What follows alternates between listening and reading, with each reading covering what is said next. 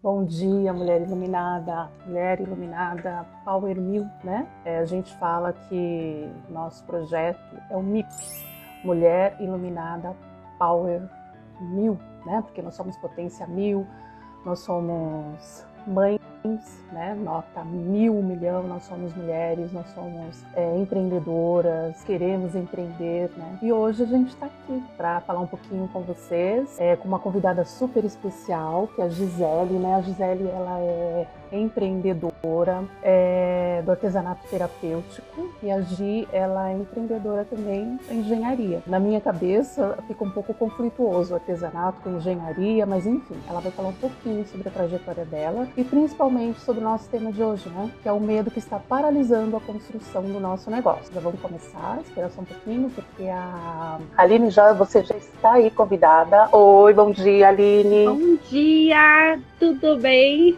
Tudo bem, mulheres? Bom dia, vamos, né, assistir aqui, vamos ver se a Gi já entrou, mandar um convitinho para ela. Nós atrasamos um minutinho. E aí, tudo bom? Dormiu bem, Aline? Nossa, dormi maravilhosamente bem. Eu vou falar para você que eu não dormi bem, não, tá? Não dormi bem, ó. As olheiras do Google. Mas olheira é que a gente tem do estudo. A Gi entrou, tá? Tô chegando. Tá entrando. Oi, bom dia. Bom dia, Gi. Tudo bem? Tudo bom e você? Saudade. Tudo bem, querida? Bom dia, né? Já demos bom dia aí para as mulheres, já dei uma leve introduçãozinha. Então dormiu bem, tá tudo bem? Tudo certo. Então tá bom. Aline, quer começar aí, dando as honras? Vamos dar início. Nós vamos falar a live O Medo que Paralisa a Construção do Seu Negócio. Bom dia, mulher iluminada, Power 1000 empreendedora. Tudo bem? Espero que vocês estejam bem. Nosso encontro de hoje é para tratar de um assunto que acaba por comprometer nosso sonho de empreender, pois nossos medos podem sim estar paralisando a construção do nosso negócio. E para falar sobre o tema, hoje convidamos uma mulher iluminadíssima, a Gisele, empreendedora no artesanato terapêutico e na engenharia. Bom dia, Gi! Como vai? Bom dia, meninas. Gratidão pelo convite de hoje. É uma honra poder estar aqui conversando com vocês, com a audiência de vocês. Espero poder contribuir um pouco com a minha experiência e bora lá. Bora lá, vamos começar, amor? A pergunta? Vamos sim. Então, né? Na verdade, eu quero dar uma introduçãozinha aí antes da primeira pergunta inicial, e a Gi até já deve saber qual que é a minha dúvida aqui, né? Eu fiquei um tanto quanto, assim, pensativa quando ela falou, né, que ela empreende no artesanato terapêutico. Aí, né, nós vamos dar a palavra para a Gi, para ela explicar um pouquinho melhor, né, o trabalho aí, o que é o artesanato terapêutico, né, e o que tem a ver artesanato terapêutico com o medo, né, de empreender, enfim, no que ele pode estar ajudando também. Mas, Gi, você falou que você é empreendedora do artesanato terapêutico e da engenharia. Como que se dá esse processo? Explica um pouquinho pra gente. Como é que começou tudo isso, né? Eu tenho minha formação acadêmica de engenharia, eu sou engenheira química. Há uns 15 anos eu já atuo na área com projetos para a indústria, empresas, fazendo prestação de serviço. Então, quando vocês me chamaram para falar sobre empreendedorismo, com certeza, no começo eu comecei pensando nessa atividade mais recente minha, que é a parte com o artesanato terapêutico, que eu já falo. Mas aí eu percebi também que, na verdade, na engenharia eu já empreendia, porque eu, ao contrário de muitas pessoas, eu comecei minha atividade ali como prestadora de serviços, né? Então eu não era contratada, eu não tinha uma carteira CLT. Tive por no momento que eu fui fazendo algumas mudanças ali na minha carreira, mudando de empresa, mas eu comecei como prestadora de serviço. E aí já começou daquele sentimento de medo de como é que eu faço isso, porque tá todo mundo, meus amigos da faculdade estavam sendo contratados por empresas, e a oportunidade que eu recebi de serviço para exercer a minha atividade era através dessa prestação de serviço, que ninguém sabia como é que fazia isso. Eu precisava confiar demais ali no pessoal da empresa, que estava precisando do meu esforço, vamos dizer assim. Então eu comecei de alguma forma já empreendendo nesse sentido, precisando ir atrás de CNPJ, precisando ir atrás de contador, precisando ir atrás de uma série de outras coisas que hoje em dia a gente vê que é da rotina, né, normal de muitos empreendedores. Então, eu entendo que, assim, por eu ter começado não como uma carreira tradicional, vamos dizer assim, com carteira assinada, com todos os benefícios de uma CLT, mas aí já entendendo que eu estava fazendo uma prestação de serviço, estava trocando a minha hora por um valor e não ia ter todos esses benefícios que o pessoal em geral tem, então, de alguma forma, eu precisei aprender a lidar com todos, assim, os recebimentos que eu tinha, eu precisava dar conta das contas, né, da empresa mesmo, do CNPJ e também da minha parte pessoal. Então, ali eu já comecei a entender que, de uma forma intuitiva, que eu precisava separar aquilo de alguma forma, mesmo que no dia a dia, às vezes, não era dessa forma, eu acabava usando a parte que eu recebia do serviço como para custear o meu dia a dia, né, parte de alimentação, parte de transporte. Mas aí, de alguma forma, também a gente vai entrando em contato com diversos outros conteúdos que vão ajudando a gente a orientar um pouco nisso. Então, a minha parte de empreender na engenharia começou nessa parte de empresa lá em 2006. Foi quando eu comecei mesmo a atuar na engenharia. E aí, de alguma forma, isso foi me ajudando a organizar a minha mente, a minha rotina, para que então, aí, depois de um tempo, eu resolvesse entender com essa atividade, que é algo que eu pratico já há bastante tempo. O artesanato eu pratico já há bastante tempo como forma de hobby, né? Como uma forma para, vamos falar assim, uma válvula de escape, quando a gente está ali num período muito intenso, ou precisa descansar, precisa ter alguma diversão ali rápida e prática no seu dia a dia. Era o artesanato que eu recorria. Eu sempre tive, assim, desde criança, aprendi algumas técnicas com a minha mãe, não necessariamente com a parte do artesanato de papel, mas era mais com linhas e agulhas, tricô, crochê, bordados. Isso eu aprendi mais da minha mãe. E o origami, que é o artesanato com papel, através das dobraduras a gente acaba conseguindo formar algumas peças. Isso eu fui aprendendo também através dos livros, mas também através de ajuda dos meus pais também, que eles me ajudavam a interpretar ali alguns diagramas que às vezes eu não entendia. E como é que eu comecei então a empreender nessa parte do artesanato, né? Por eu estar dedicada ali na parte da engenharia, dos projetos, tá buscando cada vez mais, né, exercer, desenvolver melhor a parte profissional. Acredito que eu não tenha conseguido equilibrar bem as áreas da minha vida. Acabei me dedicando demais e isso acabou custando minha saúde. Eu acabei ficando com a saúde bastante debilitada. E nesse momento entrou o artesanato como uma forma não só para trazer esse descanso, né, das tensões, mas também eu entendo que hoje ele foi uma ferramenta bastante importante que me ajudou a organizar um pouco os pensamentos para que então eu pudesse voltar às minhas atividades, a princípio com a engenharia, mas também, de alguma forma, eu entendi que a engenharia ela era um meio para eu conseguir os recursos, para conseguir as condições, para que, então, no futuro, ali, dali uns 30, 40 anos, quando eu fosse me aposentar, eu pudesse exercer a atividade que eu gostava, que era realmente, tinha a ver com artesanato. E depois que eu fiquei doente, eu entrei em contato com diversas outras técnicas de estudo. Foi até nesse momento que eu acabei conhecendo vocês, né, ali num curso bastante profundo, bastante interessante, né, de desenvolvimento pessoal ali na formação de coaching. E ali eu comecei a me interessar então mais nessa parte terapêutica e eu comecei a perceber muitas coisas da terapia traziam benefícios muito semelhantes com os que eu tinha através do artesanato.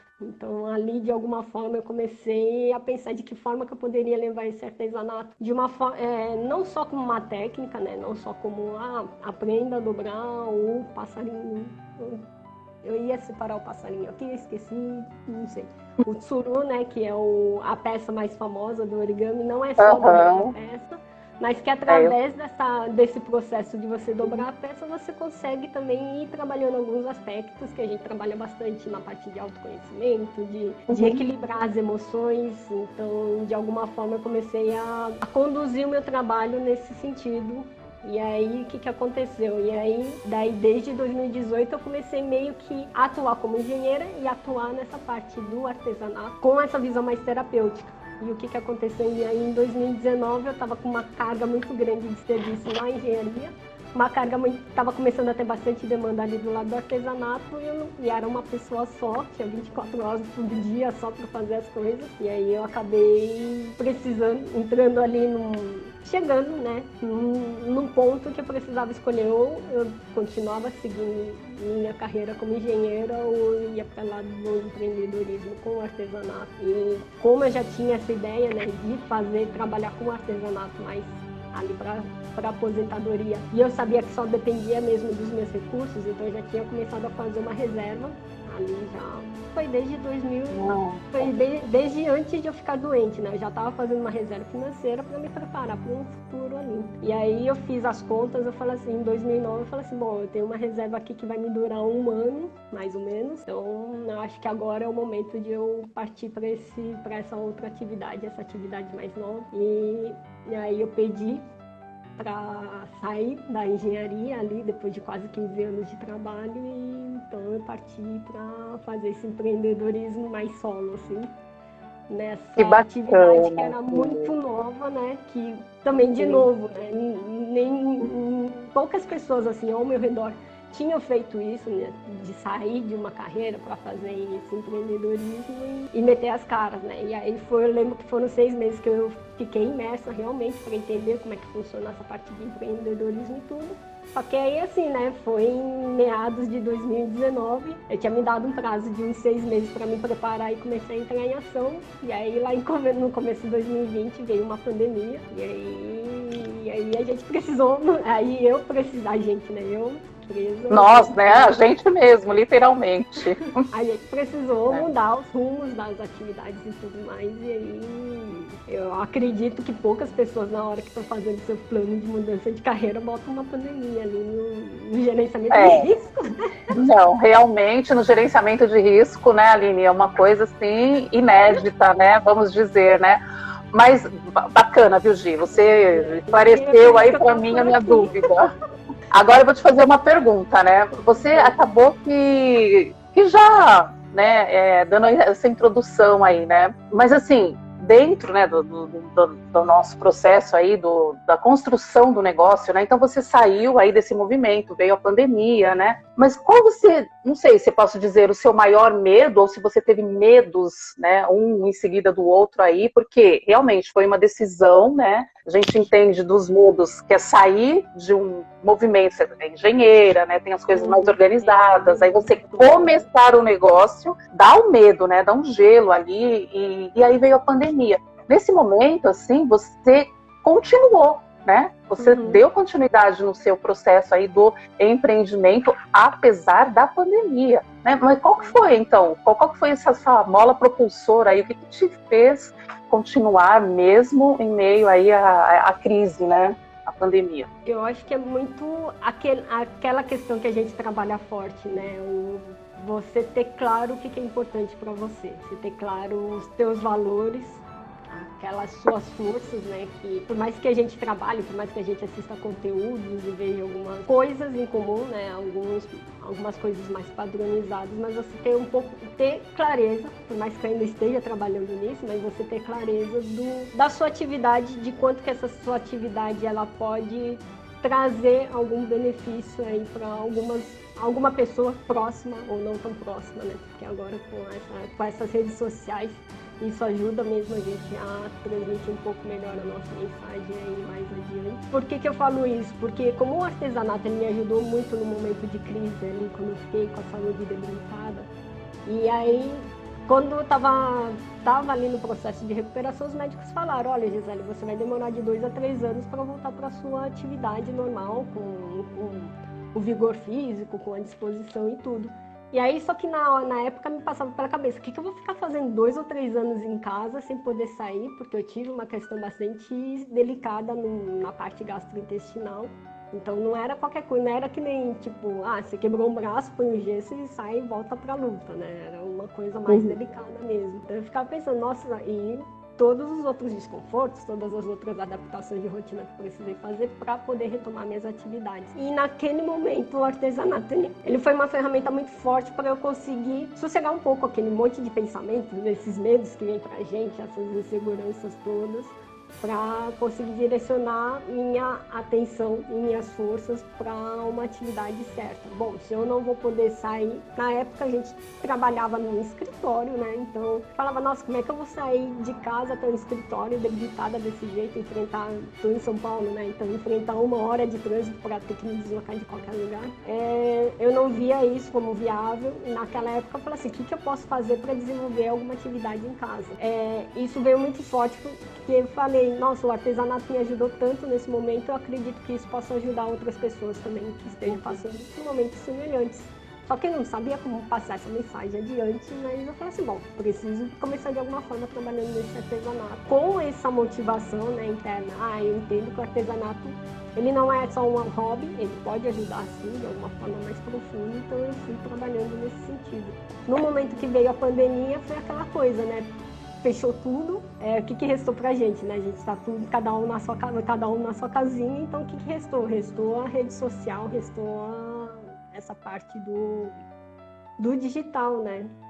Eu falo assim, bom, e tem um monte de gente que agora vai ter que ficar em casa, vai precisar lidar de alguma forma com esse monte de pensamentos, de crise, de alguma coisa assim. Eu falo assim, e de alguma forma o artesanato ele pode contribuir com isso também.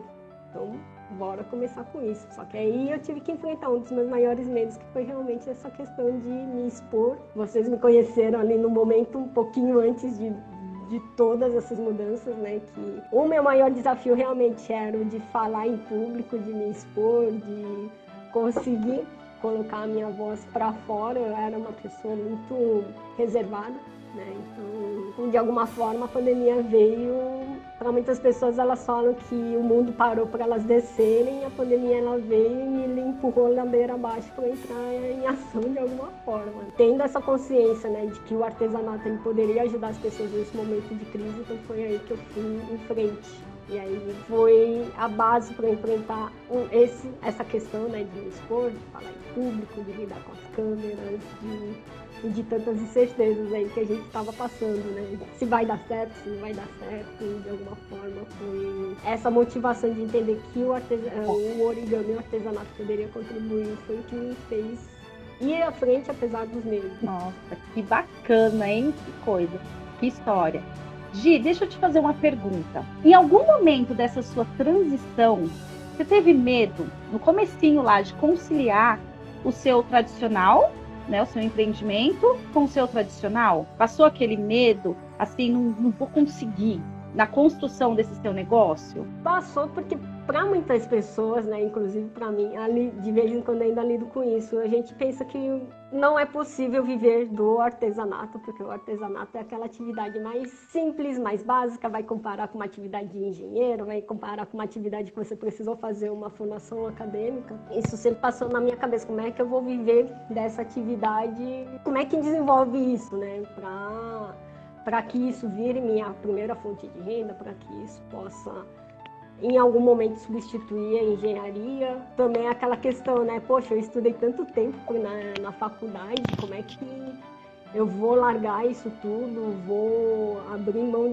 desse tempo todo de dedicação na faculdade, porque não foi só a faculdade, foi o mestrado, foi a pós-graduação, então eu me capacitei muito nesses 15 anos para estar exercendo essa atividade de engenheira, e é aquele medo que passa na nossa cabeça, né? Nossa, mas como é que eu vou abrir mão de tudo isso que eu me dediquei para fazer uma atividade que, teoricamente, você não precisa de nada dessas coisas, né? Só que aí o mais curioso que aconteceu foi que no momento que eu resolvi,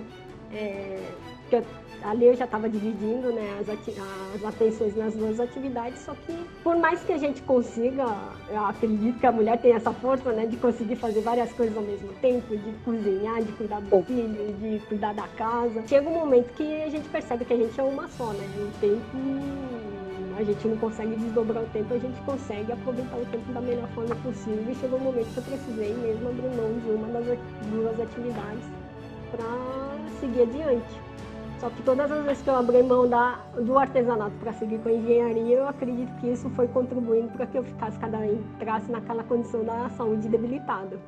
Aí eu falo assim, não, agora eu acho que vou ter que tomar uma decisão diferente, porque se eu escolher de novo a engenharia, é capaz que eu volte para aquela condição e aquilo era o que eu não queria, né? Então, eu acredito que essa ideia também de não querer passar pelo que eu já tinha passado antes, que foi muito doloroso, foi o que me ajudou a decidir optar, né, por esse caminho novo e entender que a partir dessa escolha que eu estava fazendo, eu ia ter, sim, algumas conquistas, mas eu ia ter aí umas pedrinhas para tropeçar e aprender a lidar com isso tudo, né? Então, aquela questão, né, a gente saber não só das nossas forças, mas também o que a gente não quer para nossa vida e fugir da dor, vamos dizer assim.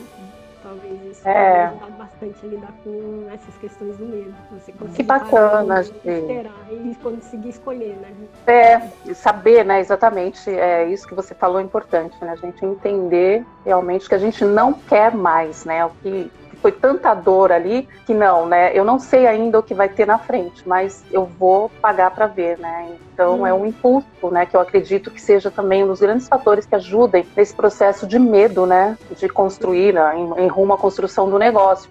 Agora, um dos fatores também que, pelo menos para mim, né? Eu creio que para a maioria das pessoas que desejam construir um negócio, pega fundo, é o apoio, né? Principalmente o apoio familiar, quem tem o seu companheiro, seus filhos, ou quem não tem, apoio, enfim, dos próximos, né? Das pessoas que a gente ama. Em algum momento passou pela sua cabeça, você teve esse medo de não ter o apoio dos entes, das pessoas próximas, né? Dos familiares? O tempo todo, e mesmo assim, depois de toda a decisão, vira e mexe, eu ainda...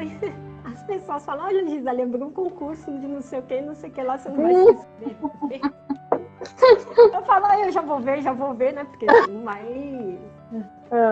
Você vai aprendendo, né, a lidar com essas coisas, essas demandas, né? Aí eu volto naquela questão, no momento que a gente tem muito claro, né, do que a gente quer e do que a gente não quer mais, aí a gente consegue também encontrar forças pra gente conseguir se posicionar, mostrar, conseguir expressar para a pessoa o que é importante, porque muitas vezes eu entendo que as pessoas elas têm uma expectativa, né, que a gente tenha uma carreira, que a gente seja bem sucedida, que a gente não passe por apuros, né, principalmente as pessoas mais próximas da família.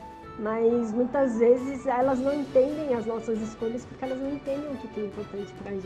Elas têm ali, como é que eu vou falar? Elas têm um modelo do que é sucesso, só que muitas vezes esse modelo de sucesso a gente não se adapta nele. Então a gente precisa saber conversar, precisa saber expor para a pessoa o que é o nosso modelo de sucesso, o que é realmente importante para a gente. Porque no momento em que eu consegui falar isso, né, que eu consegui me mostrar isso, olha, eu estou saindo da engenharia porque isso está me levando a ficar doente de novo, isso foi no momento, quando eu consegui colocar isso para as pessoas próximas, aí eles entenderam, falaram, não, é verdade, você trabalhou um monte, teve sim suas conquistas, mas também acabou debilitando sua saúde, então tá certo, melhor você experimentar um caminho novo e vamos ver o que vai dar, e nesse momento eu consegui ter o apoio das pessoas, então é muito desse trabalho, né, que vocês fazem, de trazer essa clareza para as mulheres, para trazer essa clareza para as empreendedoras, do porquê que elas querem fazer essa atividade. É só para ganhar dinheiro ou é porque tem alguma coisa ali mais interna, mais forte, que vai dar essa motivação nos momentos bons e nos momentos não tão bons? Porque por mais que a gente trabalhe também, a gente enfrenta nossos desafios, tem nossas questões diárias, né? A gente enfrenta questões com as crenças e tudo, né? Tem ali as pedrinhas do sapato que a gente precisa aprender a lidar e, assim, quanto mais forte a gente tá também, melhor a gente consegue lidar com essas situações. Então, no momento que a gente consegue, eu acredito que seja muito essa questão de falta de alinhar a comunicação, falta de alinhar essas questões que são importantes, porque no momento que você consegue expor e mostrar para outra pessoa que isso tem valor para você, eu acredito que se as pessoas estão ali torcendo por você, elas vão compreender e vão te apoiar. Mesmo que num primeiro momento seja bem o silêncio, mas aí depois com o tempo, cada um tem o seu tempo, né, para assimilar as informações, então a gente precisa também entender isso. Nossa, coisa fácil para os outros. Que interessante. Gi, você falou uma coisa que muitas pessoas fazem, até hoje eu conheço amigas que fazem. Não vou largar o meu trabalho tradicional, mas estão doentes, tão infelizes, né, com medo de ter o seu próprio negócio, de construir o seu negócio. Isso é muito interessante, sabe? E aí, eu te faço uma pergunta, já que a gente está aí né, de perder aquela estabilidade, em algum momento te bateu um medo de perder dinheiro na construção do seu negócio?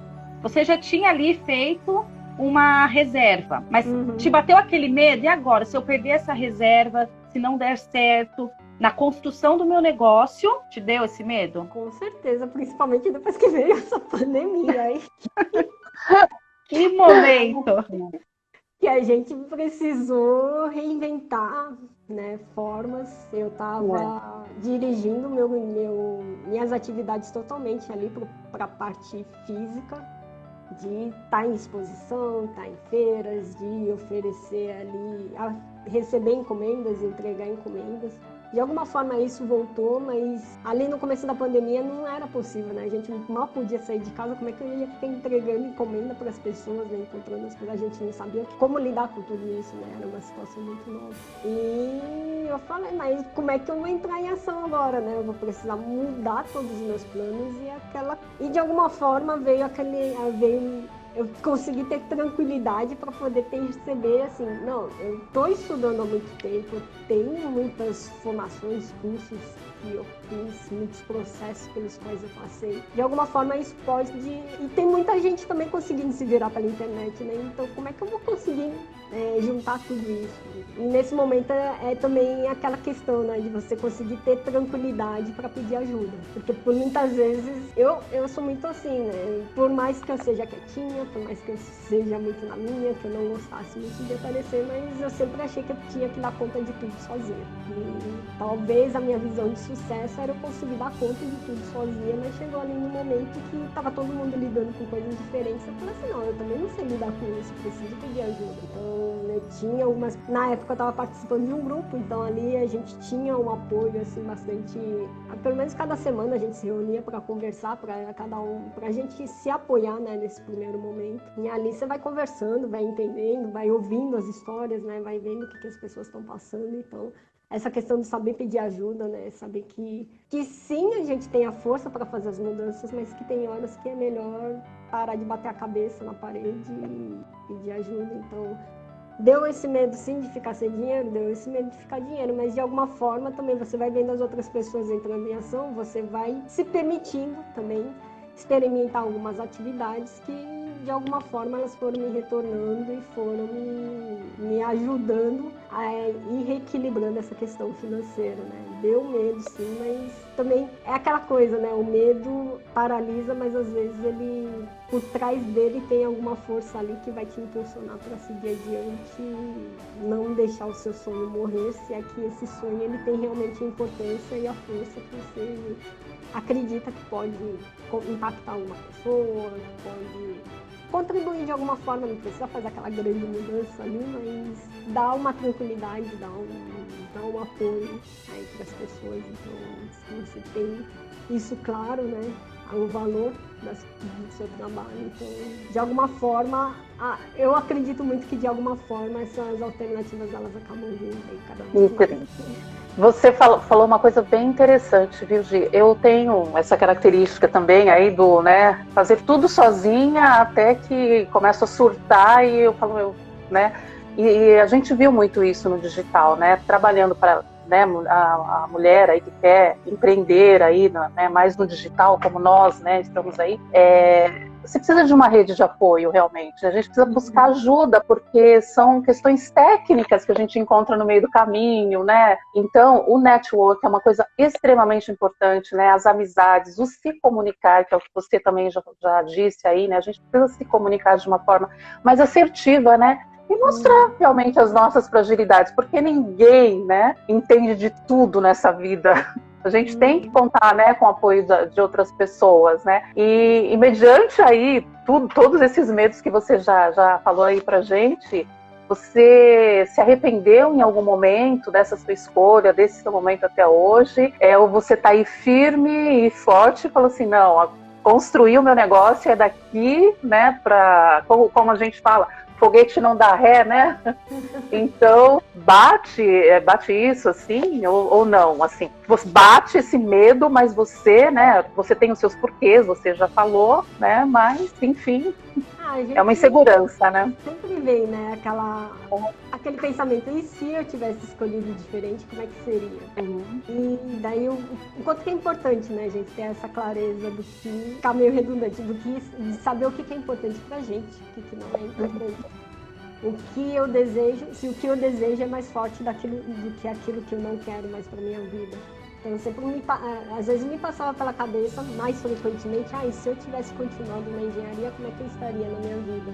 Mas aí já logo vem aquele pensamento, nossa, eu poderia estar doente de novo e sei lá se eu ia conseguir passar por isso ou não, então eu já volto ali pro meu foco na atividade, que é o que eu entendo, que me faz bem e que pode, de alguma forma, contribuir com outras pessoas para lidarem melhor com esses momentos de crise também.